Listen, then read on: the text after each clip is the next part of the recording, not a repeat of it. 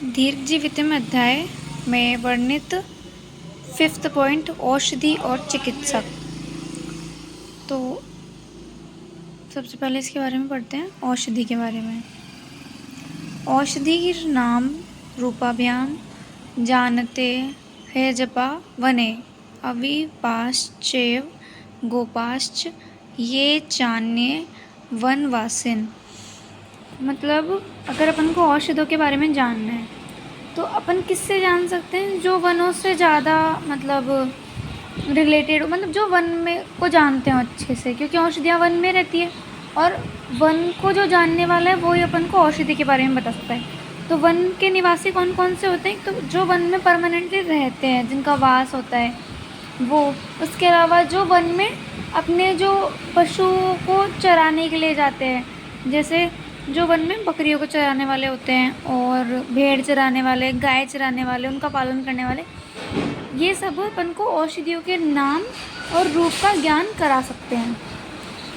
तो इसमें लिखा हुआ है औषधि नाम रूपाभ्याम। जानते, कौन जानता है इसको?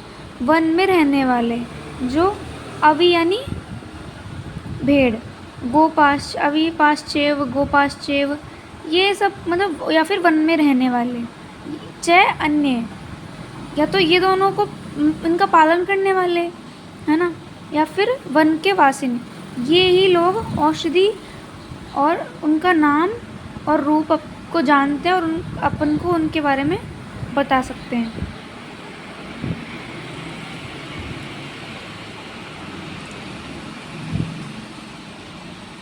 ठीक है, नेक्स्ट श्लोक है ने नाम ज्ञानम आत्रेण रूप ज्ञानेन वा पुनः औषधि नाम पराम प्राप्ति कश्चित् द्वेष दितु महर्ति। मतलब अपन ने नाम और ज्ञान, नाम जान लिया, उसका रूप जान लिया, लेकिन उसका नाम और रूप जानने से ही वो सब कुछ नहीं हो जाएगा। अपन को उसके साथ साथ उसका मतलब काम क्या है, औषधि का मतलब कर्म, उसका गुण क्या है, ये सब भी जानना बहुत ज़्यादा ज़रूरी है। जैसे इसमें लिख रखा है औषधि नाम ज्ञान ही संपूर्ण नहीं है। कोई व्यक्ति औषधियों के केवल नाम ज्ञान प्राप्त कर ले और औषधियों के स्वरूप को जान ले। ऐसे औषधियों के नाम और स्वरूप तो नॉन मेडिकल वाले फील्ड वाले भी जानते हैं, तो वो थोड़ी ना अब चिकित्सा करने लग जाएंगे, तो उससे कोई मतलब नहीं है। जब तक इन औषधियों का अपन को पूर्ण ज्ञान नहीं होगा तब तक चिकित्सा नहीं की जा सकती। तो पूर्ण ज्ञान करना चाहिए पहले। फिर उसके बाद नेक्स्ट है योग वित्त प्य रूपज्ञ साम तत्वविदुश्चते किन पुनर्यो विजानी यादोषधि सर्वथा भीषक। अभी पहले पूछ रहा है तत्वविद कौन है।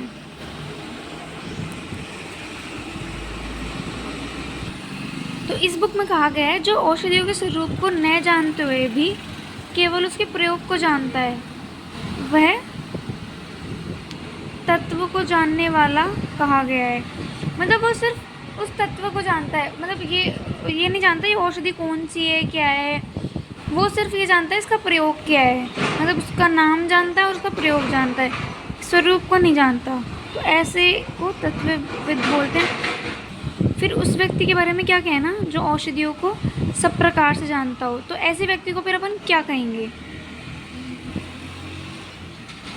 औषधियों को सर्वथा जानने का अभिप्राय यह हो सकता है जो वैद्य द्रव्यों के रस, गुण, वीर्य, विषाक, प्रभाव इत्यादि तथा रोगों की प्रकृति, वह मतलब होता है आयु, सातम्य का मतलब कि वो औषध जो है सूटेबल तो है ना, आदि 10विध परीक्षा भाव को ध्यान रखकर औषधियों का प्रयोग करता हो, मतलब उसको बोलेंगे अपन तत्वविद। औषधियों को सर्वथा जानने का मतलब ये होता है वो जो इन सारी चीज़ों को जानता हो औषध के बारे में। नेक्स्ट श्लोक है योगमासान तु यो विद्याद्वेष कालोप पादितं पुरुषं वीक्ष्य स ज्ञेयो भीषगुदत्तम। श्रेष्ठ चिकित्सक का लक्षण कौन सा है? अब ये बहुत इंपॉर्टेंट है, श्लोक को लर्न भी करना है। योग मासाम तु यो विद्या द्वेष कालोप उपदितम पुरुषम पुरुषम वीक्षय स ज्ञेयो भीषग उत्तम। जो वैद्य प्रत्येक पुरुष की परीक्षा करके देश काल के अनुसार इन औषधियों का प्रयोग करना जानता है, उसे उत्तम वैद्य कहना चाहिए। मतलब देश काल के अनुसार, जैसे कोई जैसे कहाँ का रहने वाला है तो उसको किस प्रकार की औषधियाँ सूट करेगी, उसको उष्ण मतलब यानी गर्म औषधि देनी चाहिए या फिर ठंडी शीत औषध देनी चाहिए, मतलब किस प्रकार के गुण की औषध देनी चाहिए उसको पता हो उस वैद्य को। और काल मतलब एज वाइज, जैसे छोटे बच्चों को कौन सी औषध देनी चाहिए, युवावस्था में कौन सी औषध देनी चाहिए, वृद्धावस्था में कौन सी औषध देनी चाहिए, इसके अलावा कौन सी ऋतु में कौन सी औषध देनी चाहिए, इस सब का ज्ञान जिसको हो वो है श्रेष्ठ चिकित्सक। नेक्स्ट है यथा विषम यथा शस्त्रम यथाग्नि शनिर यथा तथो औषधम विज्ञातम विज्ञातमतम यथा। अविज्ञात तथा विज्ञात औषधि के प्रयोग का परिणाम। अविज्ञात मतलब जिसको अपन जानते नहीं हो, और ज्ञात मतलब विज्ञात मतलब यानी ज्ञात विज्ञात एक ही बात है, उसका मतलब होता है जिसको अपन जानते हो। तो अब जिस औषध के बारे में अपन जानते ही नहीं है, अगर अपन उसको दे देंगे तो अपन उसको जानते नहीं, तो मतलब उसको अपन को उसका यूज़ भी नहीं पता, ना कुछ और पता, तो ये प्राण हरने वाला हो जाएगा उसके, तो प्राण का के लिए घातक होगा। जिसे जो जहर होता है या फिर अपन कोई भी शस्त्र जैसे तलवार, इन सबसे अपने मतलब मृत्यु हो जाती है, या फिर इंद्र का वज्र भी एक तरह से कोई एक शस्त्र ही है, तो इनसे ये प्राण हर लेते हैं अपने। वैसे ही जब अपन किसी औषध को नहीं जानते हो उसके बाद भी उसका प्रयोग करते हैं चिकित्सा में, तो उससे भी अपने जो पेशेंट होता है उसके प्राणों को हानि होने की संभावना रहती है।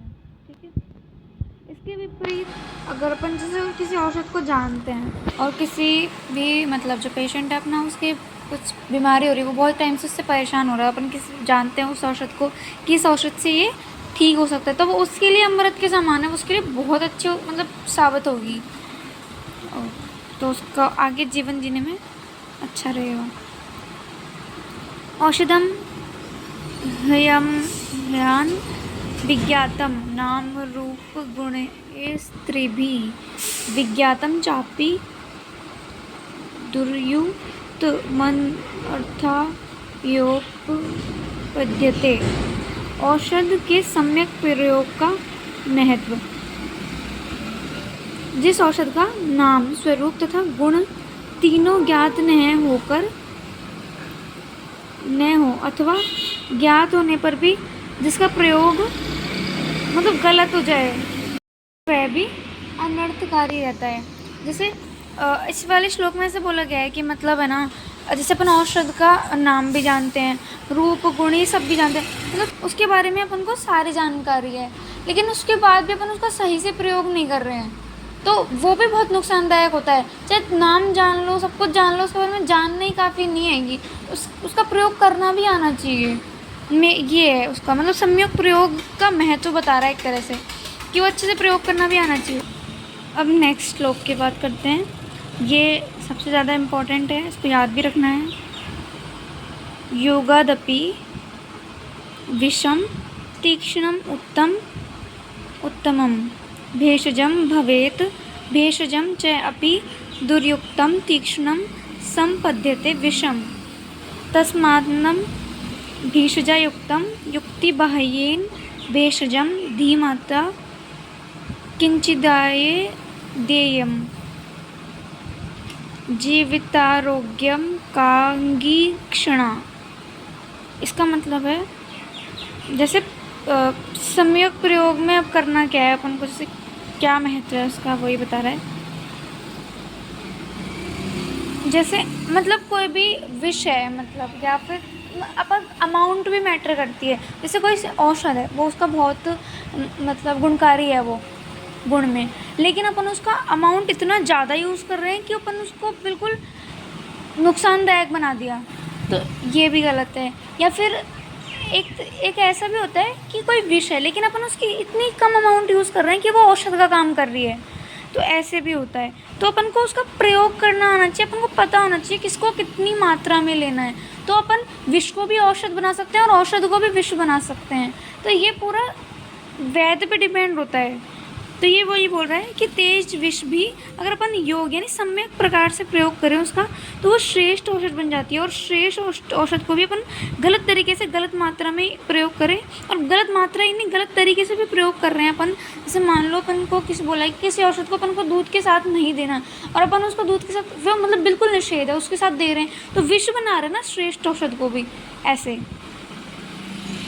तो उसका अपन किसी भी तरह से गलत प्रयोग कर रहे हैं, तो अपन श्रेष्ठ औषध को भी विष बना सकते हैं। इसलिए जीवन और आरोग्य के लिए जो मतलब वैद्य है, वो अपने जो रोगी है उसको अगर उसको जीवन प्रदान करना चाहता है, उसको आरोग्य देना चाहता है, मतलब रोग मुक्त करना चाहता है, तो ऐसे बुद्धिमान व्यक्तियों के लिए ये उचित है कि उनको मतलब अच्छे से प्रयोग करना आना चाहिए, सम्यक प्रयोग आना चाहिए औषध का।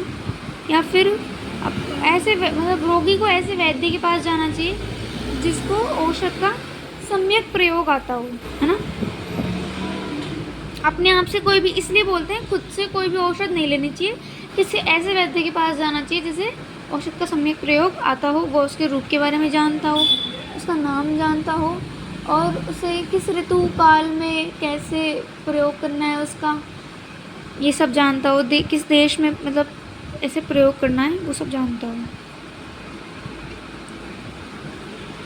इसके लिए अपन ये भी याद कर सकते हैं, विषम प्राणहरम प्रोक्तम व्यवाही च विकाशी च आग्नेय वात कफ हयोद्योग वाही मदावहम तदेव भाव प्रकार तदेव युक्तियुक्तम तय प्राणदायी रसायनम योगवाही त्रिदोष घनम ब्रह्मण्यम वीर्यवर्धनम।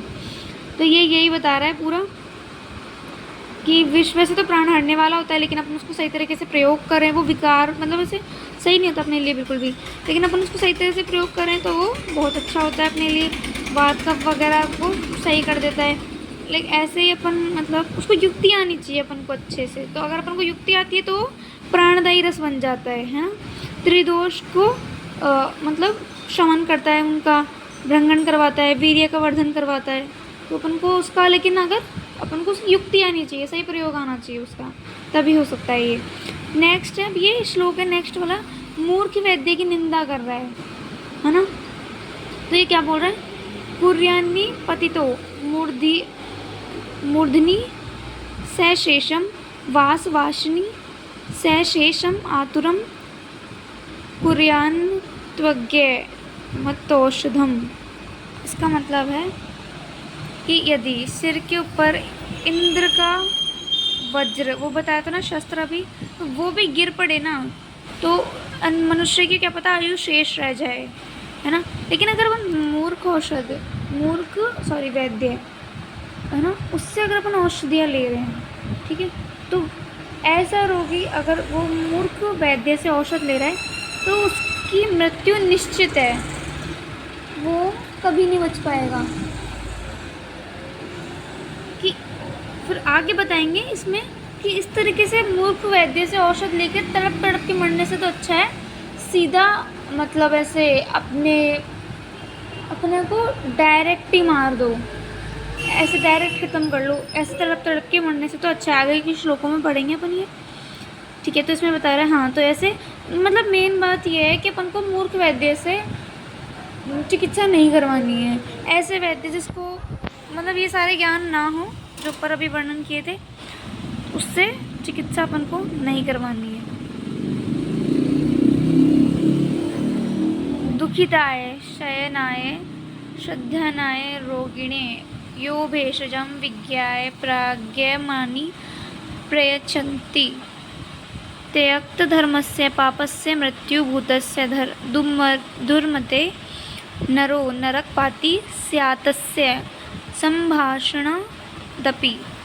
और भी मतलब और भी बता रहा है उसके बारे में, जैसे अपने आप को ज्ञानी समझने वाला जो वैद्य है ना, तो वो मतलब वो चाहे ज्ञानी है नहीं, लेकिन वो फिर भी अपने आप को मतलब ज्ञानी मान रहा है, और फिर है ना रोगियों की चिकित्सा कर रहा है। कौन से रोगी जो बेचारे दुखी हैं, है ना, बेड में मतलब जो बिस्तर में पड़े हुए हैं, जो जो उठ भी नहीं सकते, ऐसे में जो मतलब उस पर भरोसा करते हैं रोगी, श्रद्धालु, मतलब वो यानी उस वैद्य पे भरोसा कर सकते हैं, है ना। तो अब ऐसे जो मतलब ये जो वैद्य है, ये बिना कुछ सोचे समझे इन जो रोगी है उनको औषधि दे रहा है, तो उस धर्महीन, पापी और मृत्यु तुल्य है, मतलब इसको मर जाना चाहिए ऐसे वैद्य को, ऐसा बोल रहे हैं। ये दुर्मति यानी मूर्ख वैद्य से, अगर इस तरह के वैद्य से अपन बात भी करते हैं ना, तो अपन नर्क के भागीदार हैं अपन भी। तो मतलब ऐसे बोला गया है कि इस तरह के वैद्यों से बात भी नहीं करनी चाहिए, इनसे कोई मतलब ही नहीं रखना चाहिए।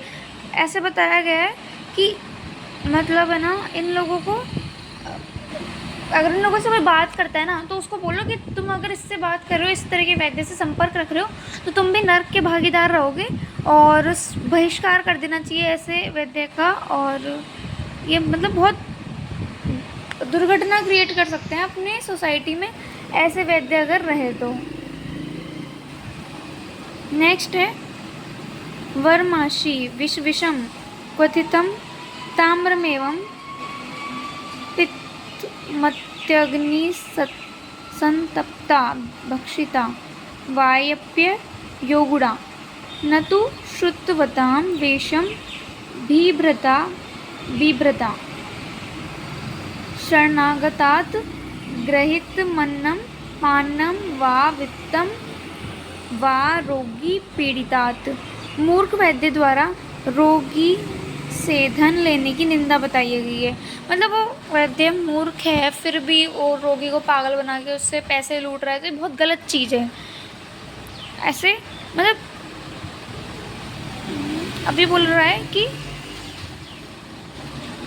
सर्प का विष खाकर अपना प्राण गंवाना, या उबाले हुए ताम्र का जल, ताम्र का मतलब होता है तांबा, जल पीकर अपने शरीर को नष्ट कर देना, या अग्नि में तपाए हुए लोहे के गोले को खा लेना। पर वैद्य के वेश बनाकर रोग से पीड़ित शरण में आए हुए रोगियों से अन्नपान और धन लेना अच्छा नहीं है। चाहे ये सब काम कर लो, मर जाओ, पर रोगियों से ऐसे नकली वैद्य बनकर और रोगियों से फिर पैसे लेना, उनके पैसों पे खाना, ये बहुत ही गलत चीज़ है।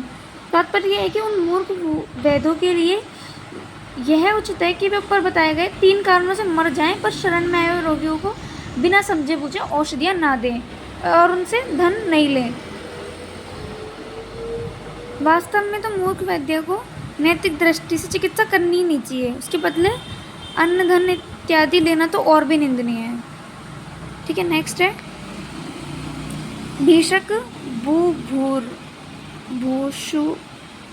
भूषूर मतिना मानत स्वगुण संपदि परम प्रयत्नम अतिश्रेष्ठतः प्राणदय स्याद्यथा नृणाम। चिकित्सा सदा प्रयत्नशील रहे। मतलब तो वैद्य बनने की इच्छा रखने के लिए पहली बात तो जो पुरुष है वो उसको बुद्धिमान होना चाहिए, मतलब उसमें पढ़ने की रुचि होनी चाहिए। और ये जो भी मतलब ये शास्त्र है, आयुर्वेद का शास्त्र या फिर जो भी मतलब चिकित्सा करने के लिए जो भी शास्त्र ज़रूरी है, उनको पढ़ने में उसकी रुचि होनी चाहिए। उसकी रुचि नहीं होगी तो उसको कोई भी ज्ञान नहीं होगा अच्छे से। वो प्रयत्नशील होना चाहिए, मतलब हर को ऐसे चाहे कितने भी उसको फेलियर्स मिले उसके बाद भी वो बार बार मतलब प्रयत्न करे उस चीज़ के लिए। ऐसे नहीं हार मान के बैठ जाए और कुछ पढ़े ही नहीं है, फिर वैद्य बनने के लिए चले जाए और फिर रोगियों को नुकसान करे, ऐसा नहीं होना चाहिए। तो अगर वो प्रयत्नशील रहेगा, वो उसमें उसकी पढ़ने में रुचि होगी, वो बुद्धिमान होगा, तभी वे मनुष्य को प्राण देने वाला वैद्य बन सकेगा। तदेव युक्तं भेषजं जयं यदा रोग्याय कल्पते स च एव भेषजां श्रेष्ठो रोगेभ्यो यह प्रमोचयेत्। श्रेष्ठ औषध चिकित्सक के बारे में बात करी इसने। अब कौन सी औषध श्रेष्ठ है और कौन सा चिकित्सक श्रेष्ठ है, ऐसे बताया है। तो कौन सी औषध श्रेष्ठ है? वही औषध श्रेष्ठ है जिसका प्रयोग करने पर आरोग्य की प्राप्ति हो, ठीक है। और वही व्यक्ति वेदों में श्रेष्ठ है जो रोगियों को रोगों से मुक्त कर सके। उपयुक्त श्लोक में श्रेष्ठ औषधि का बड़ा ही उच्च तथा आदर्श है बताया है। मतलब इसमें बहुत आदर्श औषधि बताई है, बहुत आइडियल औषधि है ना। उसी औषधि को श्रेष्ठ माना है जो रोगी के स्वास्थ्य बनाने या मतलब स्वस्थ बनाए, अर्थात एक रोग को शांत करके दूसरे की उत्पत्ति नहीं करे। मतलब वो औषध है, मान लो उस एक रोग को सही तो कर रही है लेकिन दूसरा रोग उत्पन्न कर रही है, फिर ऐसी औषध श्रेष्ठ तो ना होगी। आजकल की भाषा में उसमें विषाक्तता यानी टॉक्सिसिटी बिल्कुल नहीं होनी चाहिए। मतलब किसी प्रकार की वो एलर्जी ना करे या फिर बाद में जाके कोई नुकसान ना करे, ऐसा नहीं होना चाहिए। चिकित्सा शास्त्रियों को इसी प्रकार की औषध की खोज करने का लक्ष्य करना चाहिए। तो ऐसा चिकित्सक श्रेष्ठ होता है जो इस प्रकार की औषध देता है, क्योंकि इस प्रकार की औषध देने से रोगी बिल्कुल ठीक हो जाएगा। बिल्कुल ठीक हो जाएगा तो वो श्रेष्ठ चिकित्सक होगा। सम्यक प्रयोगम सर्वेषां सिद्धिराख्याति कर्मणां सिद्धिराख्याति सर्वैश्च गुणैर्युक्तं भीषक्तमम्। चिकित्सा साफल्य की कसौटी, मतलब चिकित्सा सफल कैसे होगी, किन कर्मों से होगी, पहले अपन उन कर्मों को जानेंगे। तो हाँ जानते हैं, सभी कर्मों की सिद्धि यानी सफलता का प्राप्त होना। कैसे होगी सफलता प्राप्त? कि जो क्रिया है वो क्रिया का उचित रूप में प्रयोग किया जाता है। आपको जैसे अपन किसी व्यक्ति के लिए बोलते हैं कि ये मतलब अच्छा है, गुणों वाला है, तो कैसे बोलते हैं? जब उसने कोई भी चिकित्सा किया तो उसकी सिद्धि हो रखी होती है, उसने वो अपन को पता होता है, उसी आधार पे बोलते हैं ना अपन ये वैद्य क्या है, उचित गुणों वाला है, ठीक है। तो इससे मतलब सिद्धि देख कर ही बोलते हैं, या फिर मतलब कोई उचित गुणों वाला होता है ऐसे। और उचित औषध मतलब औषध का अपन उचित रूप में प्रयोग करेंगे तो सिद्धि होगी ही होगी। और कार्यों की सिद्धि से और कार्यों की सिद्धि होगी, जैसे चिकित्सा की अब सही हो गया वो रोग वगैरह, तो फिर अपन बोलते हैं ये डॉक्टर अच्छा है, इसके पास इलाज हो जाता है, ठीक है। तो क्योंकि उस वैद्य को चिकित्सा सिद्धि कैसे होगी? क्योंकि उसने अच्छे से प्रयोग किया होगा औषध वगैरह का, सब चीज़ें ध्यानपूर्वक करी होगी, ऐसे। तो ये टॉपिक ख़त्म होता है।